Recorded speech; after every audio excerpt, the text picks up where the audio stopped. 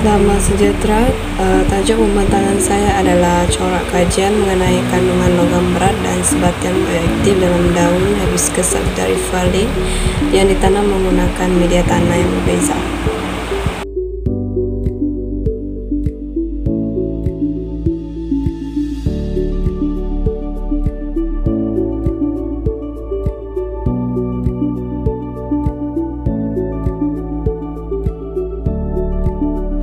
Analisis tekstur tanah adalah menggunakan teknik analisis size partikel, di mana ia adalah untuk membuang faktor-faktor yang mempengaruhi tekstur tanah.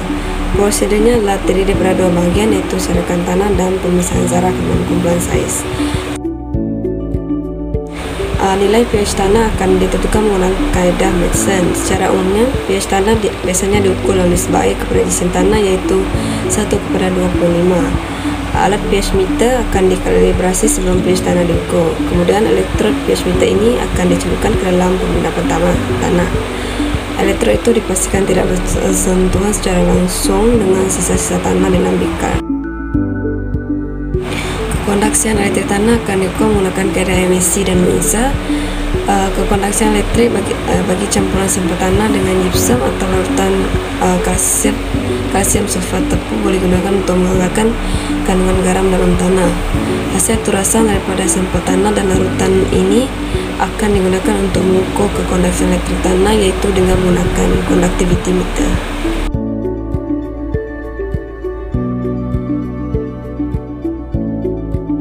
Untuk kandungan lembapan tanah, diisi mangkuk pija yang kosong akan ditimbang. Tanah yang kering dari udara akan dimasukkan ke dalam mangkuk pija dan ditimbang, dan bacaan direkodkan. Mangkuk pija yang mengandungi sampel diletakkan dalam ketua pengering dan dikeringkan dalam tempoh semalaman. Keesokan harinya, mangkuk pija disejukkan dalam alat pengering. Isi mangkuk pija yang mengandungi sampel ini akan ditimbang dan bacaan akan direkodkan. Kemudian kandungan air dalam tanah dikira menggunakan formula berikut. Untuk bahan organik tanah, mangkuk porselen yang mengandungi sampel tanah dari eksperimen 1 yang tadi akan diletakkan di dalam relaus untuk semalaman. Selepas pembakaran, mangkuk porselen dialihkan, diletakkan dalam alat pengering dan dibiarkan menyejuk pada suhu bilik. Isi mangkuk porselen yang telah dibakar akan ditimbang. Kemudian bahan organik akan dikira menggunakan formula berikut. Analisis sifat fiziko-kimia tanah yang terakhir adalah kelembapan tanah. Kaedah yang digunakan adalah kaedah gravimetrik mudah. Prosedurnya, sampel tanah yang lembab diletakkan dalam bekas dan ditimbang, diikuti dengan menimbang sampel tanah dan nilai jisim, kedua-duanya direkodkan. Kemudian bekas itu akan diletakkan dalam ketua pengering dalam tempoh semalaman. Setelah jisim sampel tanah telah kering direkodkan, sampel akan diletakkan semula dalam ketua pengering. Proses ini akan diulang sehingga bekas sampel tanah menjadi stabil. Peratusan kandungan air dalam tanah akan dikira menggunakan formula berikut.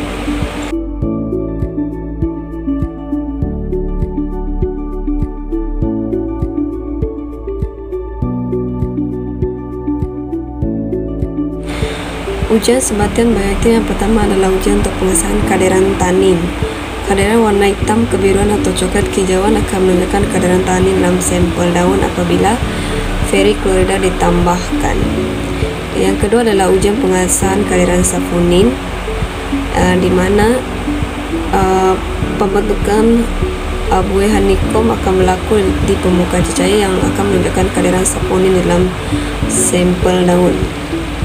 Yang ketiga adalah ujian pengesahan kadaran flavonoid, di mana larutan natrium hidroksida akan ditambah ke dalam turasan sejuk.